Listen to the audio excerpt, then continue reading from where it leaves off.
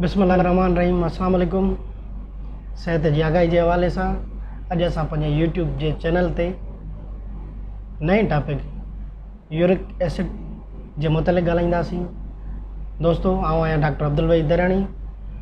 मुख़्तलिफ़ सेशन जे हवाले सां असां यूट्यूब चैनल ते सेहत जी आगाही जे हवाले सां मुख़्तलिफ़ टॉपिक्स खे कवर कंदा अचूं था पिया ऐं कोशिशि कयूं था त आम सादी ॿोलीअ में, सिंधी ॿोलीअ में नंढा नंढा लेक्चर कजनि जीअं आम माण्हुनि ताईं इहे सवलाईअ सां आगाही पहुची सघे।